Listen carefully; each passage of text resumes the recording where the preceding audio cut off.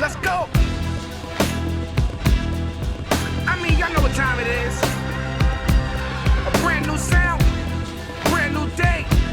Fire and lead, fire and lead, fire and lead. Now I lay me down to sleep. Pray the Lord my soul to keep. And if I may not wake up, you niggas still ain't cold as me. Darkness is calling me. I can feel the shadows all in me. Live with no apologies. Cursed, I was born a prodigy.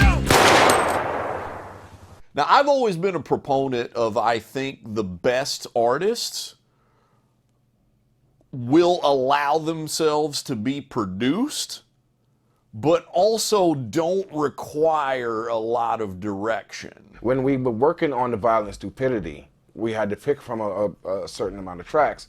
So I'm like, yo, these fucking tracks are dope. You know what I'm saying? I mean, he's a guy who is very structured when he comes into the studio. And I always liked the production. I loved the boom bap production and the rugged New York sound.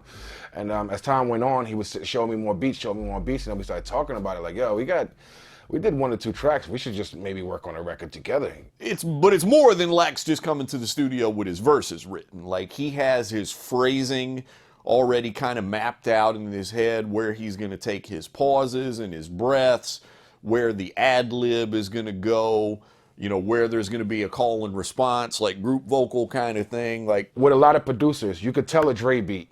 You know, you can tell an Eminem beat. You can tell a Timbaland beat. You know what I'm saying? Because they stay in their lane and they don't try to do anything different. The difference is what Jake is. Jake is going to make a beat according to how he feels at that moment, which is always going to capture different thoughts when you're listening to these different tracks. Whatever I'm feeling in that specific moment, that hour, that day, I do it. And then when the beat's finished, I put it into a pile. That pile grows large as time goes on. You know, and this is how I write. When the track makes me feel a certain kind of way, this is how I record it.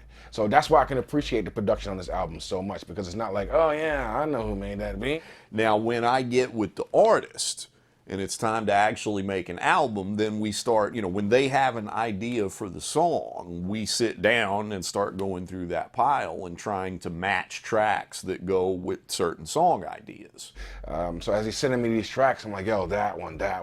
Some of them I wrote, some of them I got and wrote and came back the next day. I think Amen, I wrote that and came back the next day and recorded that. You know, Rockin' and Rollin', one of my favorite songs on the record, wrote that, came back the next day and recorded that. Now, once the artist has put lyrics down, it's very common for me to go in and start rearranging and saying, okay, you know, on this verse, we're going to drop the drums out for 4 bars, and then we're going to have an alternate bass line from, you know, bar 5 to 9, and, you know, basically really start playing with the arrangement and actually producing the record in that time.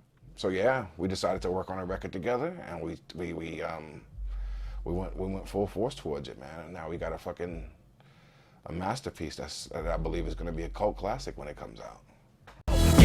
Yo, welcome to my multiverse. I'm multitasking, whipping ass and dropping a funky verse. Let's hit reverse and spin the block again, a second burst. I know this Lex The Hex and Palumbo record hurts.